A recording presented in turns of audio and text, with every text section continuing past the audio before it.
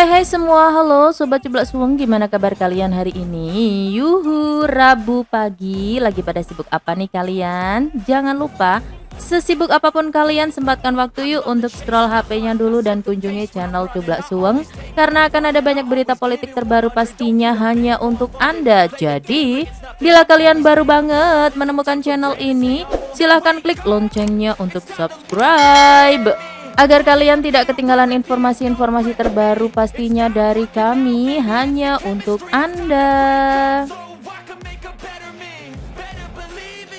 Nah, kali ini Cublak Suweng punya kabar terbaru ini ya dari hasil surveinya LSI Denny JA, di mana Denny JA ini mensurvei beberapa parpol atau beberapa orang yang bakalan menjadi kingmaker di Pilpres 2024, dan dari hasil survei tersebut ternyata ada 4 kingmaker yang akan jadi penentu di Pilpres 2024 mendatang.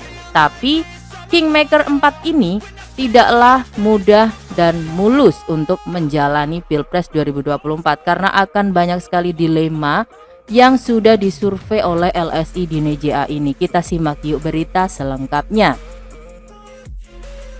Hasil dari survei terbaru LSI Denny JA memproyeksikan ada 4 pimpinan partai politik yang bakal menjadi kingmaker atau penentu peta politik pada Pilpres 2024 mendatang.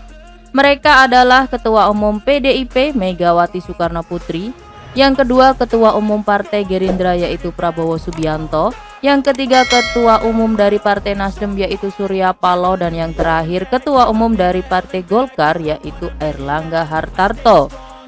Dan di dalam survei terbarunya LSI ini menyebut keempat tokoh politik yang juga ketua umum di partai masing-masing tersebut dinilai akan menentukan jumlah poros koalisi. LSI Denny JA mencatat tumbuhnya 4 kingmaker yang akan menentukan maksimal 3 pasang capres. Demikian dikutip dari rilis LSI Denny JA pada Selasa 20 Desember 2022. Penentuan 4 pimpinan partai sebagai kingmaker ini berdasarkan sejumlah variabel. Megawati misalnya, selaku orang nomor 1 di PDIP sebagai satu-satunya partai pemilik tiket untuk mengusung capres dengan 22,26% suara atau 128 kursi di DPR. Kemudian Airlangga, Ketua Umum Golkar yang telah membentuk poros koalisi dengan P3 dan PAN, dan di mana ketiga partai ini telah memenuhi syarat pencalonan dengan total 148 kursi. Sementara Prabowo merupakan satu-satunya nama yang selalu masuk ke 3 besar kandidat capres di sejumlah hasil survei, dan partainya pun telah berkoalisi dengan PKB. Di sisi lain ada Surya Paloh yang telah mendeklarasikan Anies Baswedan sebagai capres, dan Nasdem juga intens berkomunikasi dengan Demokrat dan PKS untuk berkoalisi. Baik Golkar, Gerindra maupun Nasdem akan memenuhi syarat pencalonan presiden jika sepakat berkoalisi dengan total kursi parlemen sebanyak 163 kursi. Maka dari itu dengan berbagai komposisi di atas ya, paling banyak ini di Pilpres 2024 ini hanya memungkinkan untuk 3 pasangan capres saja yang akan keluar. Karena apa? Karena PDIP sepertinya mustahil untuk tidak berkoalisi dengan partai yang lain. Itu versinya LSI Denny JA. Lantas gimana nih? Apa saja dilema-dilema yang akan dihadapi oleh 4 kingmaker ini di Pilpres 2024? LSI Denny JA menyebut-nyebut ya bahwa keempat kingmaker ini akan menghadapi dilema karena berbagai kepentingan. Seperti pertama ya, Surya Paloh. Dari hasil survei ini Anies menang pada basis pemilih oposisi Presiden RI yaitu Joko Widodo, dan juga Anies unggul dari Gubernur Jawa Tengah yang juga kader PDIP Ganjar Pranowo dan Prabowo Subianto dengan elektabilitas mencapai 35,6%. Menurut LSI, posisi itu membuat Nasdem harus memilih apakah bertahan di koalisi pemerintahan Jokowi Ma'ruf Amin atau keluar.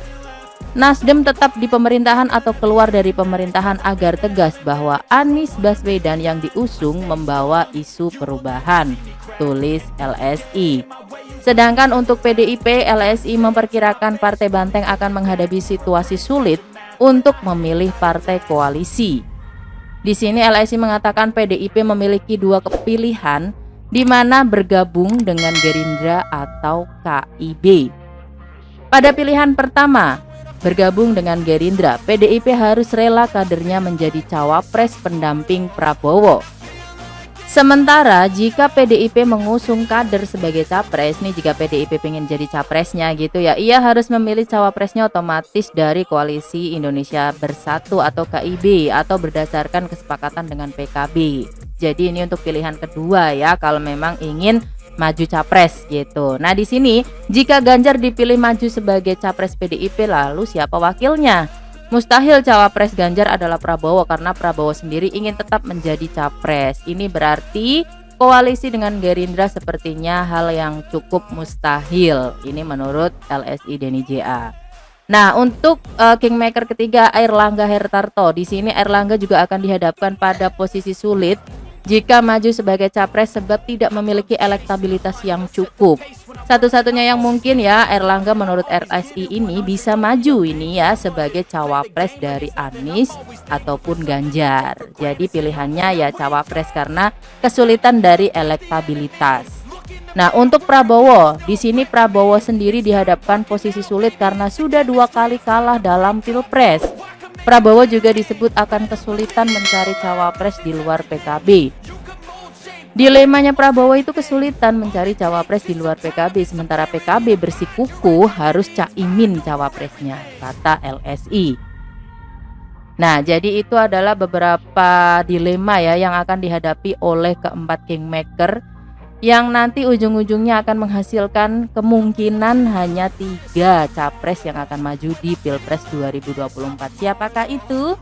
Silakan ditebak-tebak. Menurut kalian siapa ini yang akan maju sebagai capres di 2024? Silakan tulis di kolom komentar ya. Dan for your information atau sebagai tambahan informasi aja bahwa survei LSI Denny JA ini dilakukan pada 10-19 Oktober 2022 lewat riset kuantitatif terhadap 1.200 responden di 34 provinsi di Indonesia. Riset kuantitatif ini dilakukan dengan wawancara dan dilaksanakan secara tatap muka dengan margin of error sebesar kurang lebih ya 2,9%. Sementara riset kualitatif di bulan Desember 2022 ini dilakukan dengan analis media, focus group discussion atau FGD dan in-depth interview. Nah, ini adalah hasil survei dari LSI Denny JA. Gimana nih menurut kalian, setuju nggak pendapatnya sesuai survei ini?